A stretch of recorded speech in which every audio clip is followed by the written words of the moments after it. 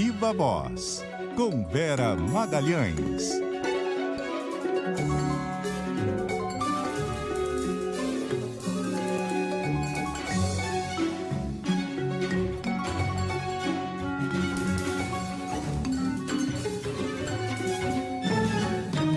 Vera Magalhães, Viva Voz, boa noite. Boa noite, Rodrigo. Boa noite, Carol. Boa noite a todo mundo que nos ouve e nos assiste nesta terça. Vera, me permite, um minuto só vou tomar aqui desse seu tempo, lhe dou de volta no fim.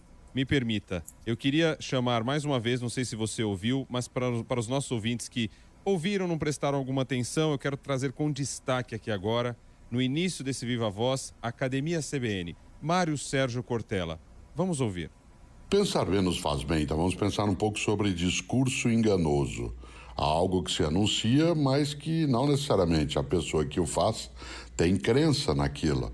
É apenas um discurso, algo que se chamaria de uma perspectiva retórica, cuja finalidade é dissimular o que está por trás concretamente.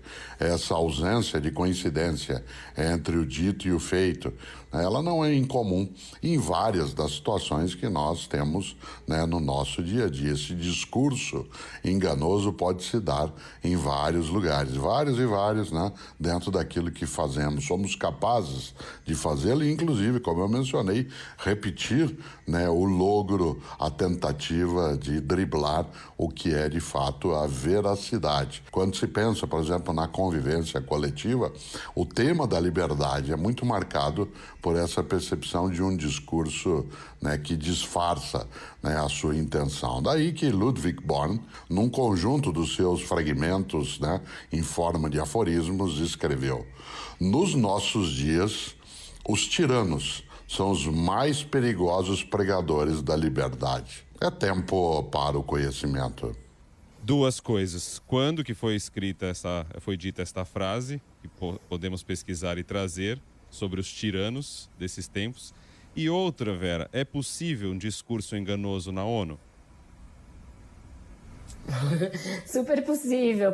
Provavelmente o professor Cortella fez essa muito boa explicação antes de ouvir o discurso do presidente Jair Bolsonaro, mas o discurso se molda absolutamente a esse Academia CBN, bem trazido a nossa pauta aqui, Rodrigo, porque me poupa de explicar uma boa parte do que foi essa fala de Bolsonaro na ONU. Ele desenhou já pra gente ali. Eu vou trazer só os elementos que corroboram, Isso que ele disse, de por que tem um descasamento entre o que se disse e o que se pensa, entre o que se disse e o que se praticou, e entre o que se disse e o que era preciso ser dito ali naquele palco, A Assembleia Geral da ONU sabemos bem, a reunião que reúne é ótimo, reunião que congrega todos os chefes de Estado nas Nações Unidas para tratar de temas relevantes globalmente. Qual é o tema mais relevante globalmente hoje? É a pandemia. O ano passado não houve a Assembleia Geral da ONU presencial justamente porque a pandemia parou o mundo, parou o planeta. E este ano foi retomada tendo a pandemia como mote, como preocupação, tanto que no discurso do secretário-geral da ONU, Antônio Guterres, foi ela que deu o tom. E em seguida, qual é o segundo tema mais importante da humanidade hoje? É o aquecimento global, a emergência climática, todos os desafios postos aí para a substituição de combustíveis fósseis, para a mitigação dos problemas já vividos por nós em relação à emergência climática. Mas nenhum desses temas foi o centro no discurso do presidente Jair Bolsonaro, que, como sendo presidente do Brasil, tem a deferência de abrir a Assembleia Geral da ONU. Eu acho que o Brasil, aliás, deveria abrir mão disso, porque nossas últimas participações têm sido todas patéticas. As da Dilma não foram boas e as do Bolsonaro são patéticas. Então, foi lá o presidente para abrir o discurso, falando de si próprio, da sua eleição, ainda lá atrás, resgatando essa mistificação, dizendo que estávamos à beira do socialismo, quando surgiu ele para nos salvar, resgatando a família, a pátria, Deus e todas essas abstrações que ele usa bem à sua conveniência, longe da realidade e do real significado de todas elas. Depois fala em um plano aí de privatizações e investimentos que também não condiz com a realidade. As privatizações apenas engatinham no governo Jair Bolsonaro, não tem nenhuma privatização de relevo das grandes estatais prometida pelo Paulo Guedes. Ele prometeu bilhões, trilhões em privatizações que ainda não vieram. Na verdade, ele está contando trocado ali na gaveta para fazer os planos eleitorais do presidente, para pagar precatórios. Essa é a realidade do Brasil, do ponto de vista dos investimentos públicos. E, por fim, em relação aos dois temas centrais, quando eles entram no discurso, lá no pé, eles entram de uma maneira absolutamente enviesada, né? A pandemia, o presidente teve a pachorra de ir defender tratamento precoce diante da ONU. Eu não pensei que a gente fosse, a essa altura do campeonato, assistir um discurso cloroquiner em plena Nações Unidas. O presidente que não se vacinou e está pagando uma série de micos por não ter se vacinado na sua visita a Nova York, conseguiu dizer lá diante dos seus pares que se vacina quem quiser, que ele não vai nunca obrigar ninguém a se vacinar, que o distanciamento social foi um erro, sendo que o Guterres tinha louvado as medidas de distanciamento como tendo sido necessárias e ainda sendo necessárias, não fez nenhum aceno à questão da equidade das vacinas no mundo, dos países que até hoje não têm vacinas em quantidade suficiente para vacinar suas populações. Então, uma tragédia, um discurso horrível, totalmente anti-ciência. E aí, também na parte do meio ambiente, um monte de mentiras, que seria o país com a política ambiental mais avançada de todos, que ele está ampliando muitos recursos para a preservação ambiental, quando sabemos que não é verdade, que ele está, na verdade, desfazendo todo o arcabouço de controle ambiental. Então, um discurso que foi mal recebido, ele demorou a ser aplaudido, quando foi aplaudido, colheu aplausos muito tímidos e rápidos, e, em relação à imprensa internacional, uma incredulidade geral com o que foi ouvido ali. Vera, tem duas partes ali claras nesse discurso, né? O jornal o Globo, a nossa colega Jussara Soares, traz até essa apuração de quem escreveu o que do discurso. A maior parte era o texto que veio do Itamaraty, mas aí tem a parte da lavra do presidente e do Eduardo Bolsonaro, seu filho, né?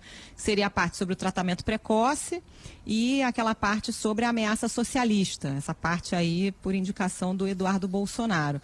E é isso, né? Na parte do Itamaraty tem um monte de lorota, né? Pegam alguns dados de algumas meias-verdades e embalam como convém ao governo. E tem a parte do delírio, né? Que é essa parte de tratamento precoce, de ameaça socialista. O presidente acho que acredita de fato nisso e ainda meio que deu um pito nos outros países, né? Ele fala assim, adotamos o tratamento precoce. Não entendo porque grande parte das nações se colocou contra. Ora bolas, né? Porque não funciona, né? Essa é a parte do vexame total, Carol, porque é isso, não tem nenhum amparo na ciência.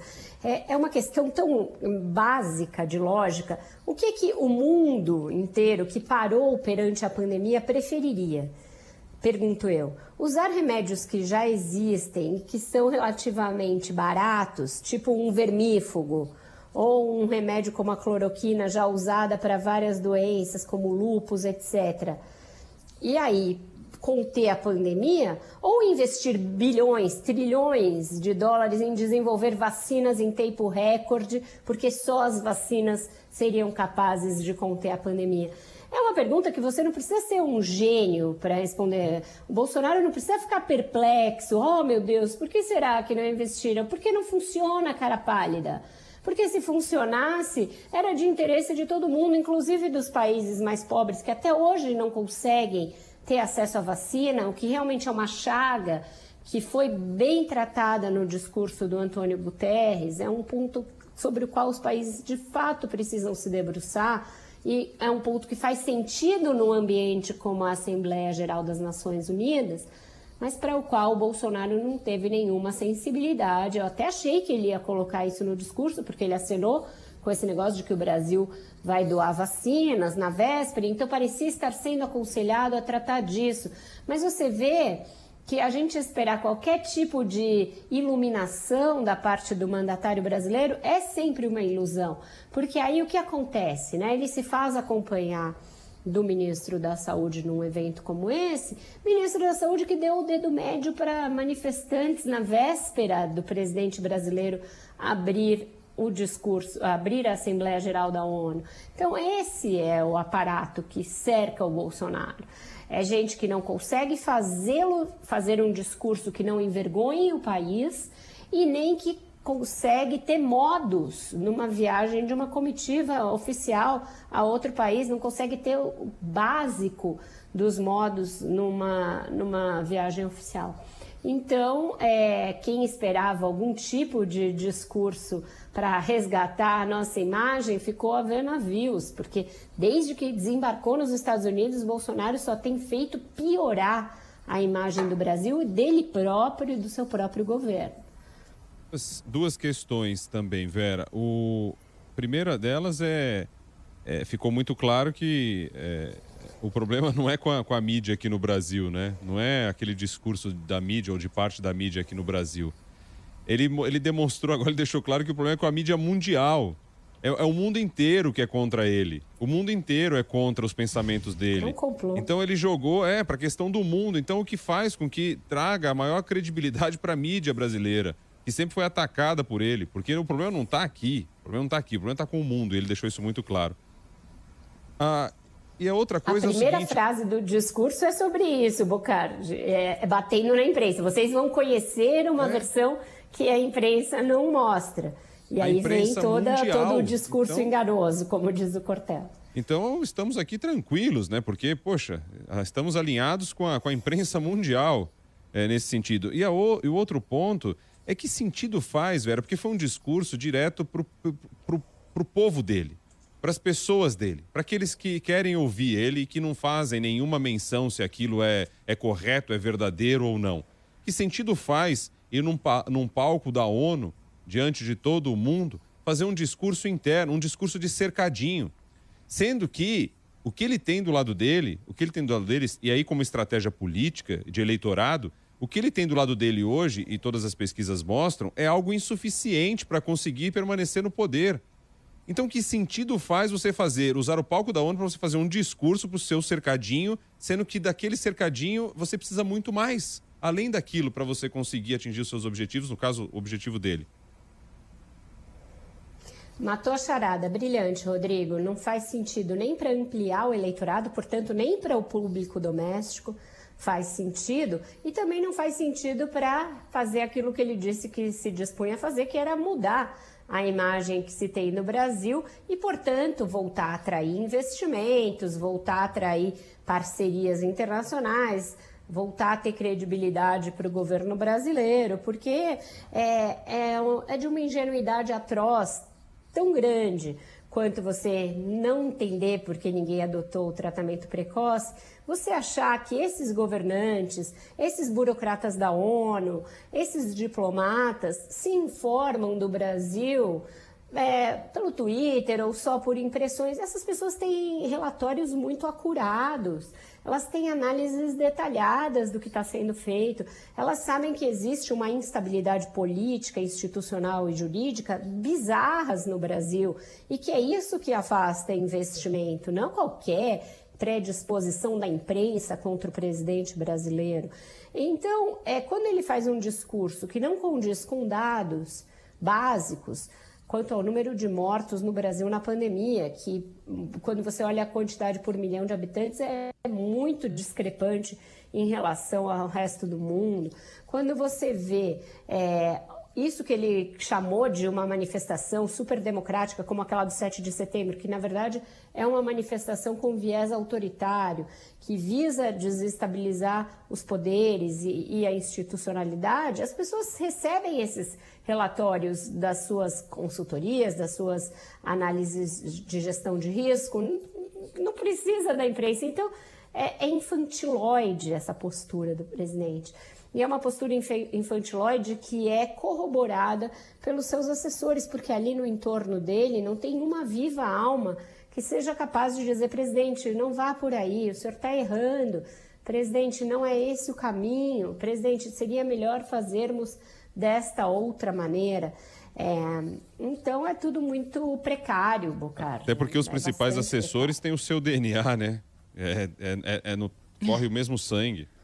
Também tem isso. Só sobrevive assim, né? Quem não concorda, até os que não têm, aí parece que são inoculados. Aí sim, viram jacaré quando chegam no governo. Porque você pensa, o Marcelo Queiroga era um presidente da Associação Brasileira de Cardiologia, não é alguém que não era respeitado entre os pares, etc. Quando ele chegou no governo, eu ouvi de muitos médicos não bolsonaristas, não, agora vai melhorar, ele é um sujeito sério, etc. E para que isso? Para ele chegar lá e suspender a vacinação de adolescentes, dizer que está fazendo um estudo para suspender o uso de máscaras. E mostrar o dedo. Sim, né? Então ele tá... E mostrar o dedo ele do virou meio. jacaré. E agora ele chega... Olha, nem vou fazer aqui perante a câmera, né? Ele chega ao auge de mostrar o dedo pro público, gente. Não, e o de relações internacionais. Pro público que é eleitor, podem ser 6, podem ser 7, podem ser 8. Não importa, são brasileiros, estão usando... Ah, não. Travou a conexão da Vera. Caiu? Eu não sei se tá... Você lembrou agora bem, voltou. Bocardi, Acho que agora voltou, Vera. Arminha, né? Teve a arminha. Travou, Vera, mas voltou. Vamos lá, a gente parou aí na questão dos dedos. Eu acho que o áudio vocês estão me ouvindo bem, né? Eu tô Sim, vendo tá que tudo o vídeo funcionando tá agora. Oscilando. Eu tô em Brasília, tô no hotel, por isso que a conexão tá meio ruim. Peço desculpas aí ao público, mas eu ouço vocês bem. Espero que o áudio esteja bem, que eu tô conectada aqui no codec. Eu dizia isso, que é alguém que chegou com muita expectativa, mas que foi se bolsonarizando ao longo do caminho, né? E é uma pena que isso aconteça, pena para ele, pena para o país. A gente já melhorou a questão da vacinação, perto do que estávamos, mas ainda assim, ainda tínhamos muito a melhorar, ainda temos uma variante Delta a enfrentar, né? Precisávamos de um ministro que realmente fosse pró-ciência, capaz de dizer ao presidente, não vamos fazer um estudo para abandonar o uso de máscara, porque se trata só de um pano ou um artefato de papel, não diz nada contra a masculinidade, a virilidade dos brasileiros, não tem problema usar máscara, presidente. Era isso que era o papel dele fazer, não dar o dedo para a população, entendeu? Então, é muito difícil de se estipular parâmetros quando os parâmetros são esses. Carol. Muito baixo nível. Mudando de assunto, gente, a chapa está esquentando na investigação de rachadinhas e funcionários fantasmas, dessa vez no gabinete do Carlos Bolsonaro, né, Vera? Exatamente, Carol. O Ministério Público aí do seu Rio de Janeiro deu uma apertada nos botões e encontrou o que já se imaginava, funcionários fantasmas no gabinete do vereador Carlos Bolsonaro ao longo de muitos anos. Fez uma coisa básica, né? Usou os dados, cotejou a lista de servidores do gabinete com o CAGED, que é o cadastro dos empregos, e encontrou algo que é vedado pelo regimento da tão permissiva Câmara Municipal do Rio de Janeiro. Você não pode ser registrado como servidor da Câmara e ter um emprego em outro lugar, outro emprego registrado. E pelo menos 8 funcionários do gabinete do Carlos Bolsonaro tinham essa situação. Tinha pessoas que trabalhavam em outras cidades, trabalhavam em farmácias, tinham empregos regulares enquanto eram registradas no gabinete do Carlos Bolsonaro, procuradas pelo Ministério Público. Essas pessoas mostraram que eram fantasmas mesmo, admitiram praticamente, mostraram que trabalhavam nas suas outras ocupações, e isso tudo vai fechando um cerco ao redor do gabinete dele, em que se vê que a irregularidade não era só o peculato da rachadinha, não era só você pegar uma grande parcela, uma grande fração do salário desses servidores e ficar para o vereador. Também se empregou pessoas que nem sequer compareciam. E com relação à CPI também, hein? Hoje esquentou também na CPI, hein? Que coisa. O clima aqui em Brasília tá 35 graus, Rodrigo e Carol. Cheguei aqui, eu tô até com a água, porque tá uma secura daquela bem brasiliense mesmo, menos de 20% de umidade relativa do ar, 35 graus. E o clima da política reflete bem essa situação. Quando você desembarca no aeroporto hoje aqui, você já encontra um protesto de servidores enorme, como há muito tempo eu não via, com cartazes com os nomes dos deputados para que eles não votem a favor da reforma administrativa. Então, um tema que está até meio fora da nossa conversa aqui, mas que aqui em Brasília é central. Aqui tem muito funcionário público, tem muito servidor, muito sindicato. Então, tem as fotos dos deputados, eles já chegam e se deparam com esse comitê de recepção. Não querem rachar nada aí, um cara. pouco... Estão preocupados com outras coisas. Querem entrar nessa aí da rachadinha. Dá o que é meu e beleza. Não vou fingir que trabalho, né? E não querem nem nenhum tipo de reforma, não querem que se mexa no seu status. Aí você chegou na CPI e o clima foi igual. Eles ouviram hoje o CGU, Wagner do Rosário, responsável pela Controladoria Geral da União, e ele resolveu bater boca com a senadora Simone Tebet em termos bastante acalorados. Ela reagiu, a coisa ficou bastante feia, ele praticamente disse que ela não sabia o que estava falando, e os senadores não gostaram disso. E, com isso, ele vai provavelmente figurar no rol dos investigados da CPI, não apenas mais uma testemunha. A comissão também pretende ir atrás do Jair Renan, filho do presidente. A gente conversou aqui ontem sobre a postura dele, que fez uma foto diante de armas e associou aquilo a uma ameaça aos senadores da CPI. Então, piora também para o governo o clima na CPI, certamente.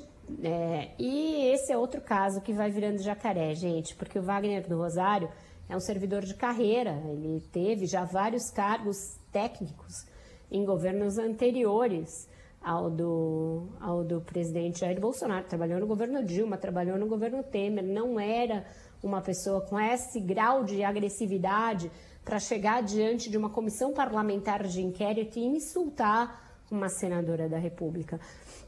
Alguém técnico com uma vivência no serviço público que chega a esse ponto é alguém que conviveu com toda sorte de maus tratos com outras pessoas, de achar que política é feita nessa base da violência, de esse discurso ter virado um discurso influente numa parcela da sociedade. Então, o ministro Wagner do Rosário é alguém que, se também ele se contaminou com esse modus operandi, esse zeitgeist bolsonarista, também ele se transformou, se transmutou numa outra coisa e está disposto a, beleza, vamos encarar aí Covaxin, vamos encarar qualquer coisa para salvar a pele do presidente e chegar a insultar uma senadora da República. Então, é mais uma demonstração de que o bolsonarismo piora quadros que aceitam fazer parte do seu governo.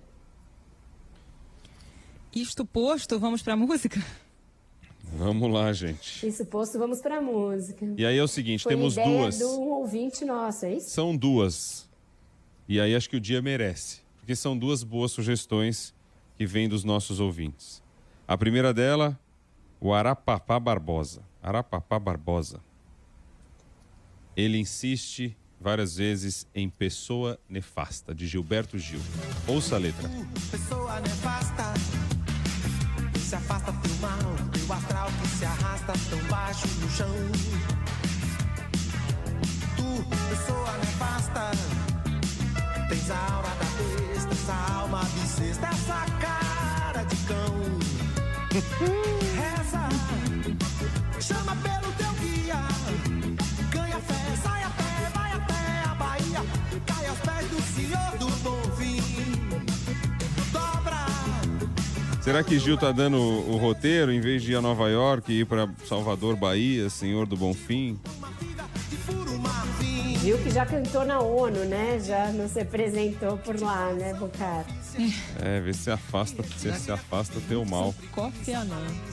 E a outra é a seguinte, ele insiste também aqui. Insiste, Aldemir Teles, 81. Onde é 81? Me ajudem, gente. Recife. Recife. Ele diz, Bocardi, escuta aí o Zé Cabaleiro, é a música perfeita pra hoje, com todo respeito às escolhas da Vera Magalhães, mas ouve essa do Zé Cabaleiro que chama De Mentira. A mentira te alimenta, as aparências enganam e você só aparenta. Você vive de mentira, a mentira te alimenta, as aparências enganam e você só aparenta. Se você queria paz, veio ao lugar errado. O futuro nunca chega nem se volta ao passado. Tudo que se tem é isto, esse instante agora. Vida pulsando nas veias, sangue dentro, pele fora. É, de mentira, pessoa nefasta, a gente vai construindo a sonoridade musical de hoje deste Viva Voz, Vera Magalhães. Obrigada aos nossos ouvintes, arrasaram. Bom demais, né? Arrasaram. O Cortella Todos e os eles. ouvintes, o fecho e o início. É isso Muito aí. bom. Valeu, Vera. Obrigado. Até amanhã, parceiros. Até amanhã. Tchau, Os ouvintes te elogiam e pedem para você ter cuidado em Brasília. Estão preocupados com você. Pode deixar. Tá bom, tchau. Sempre pela sombra, Vera Magalhães.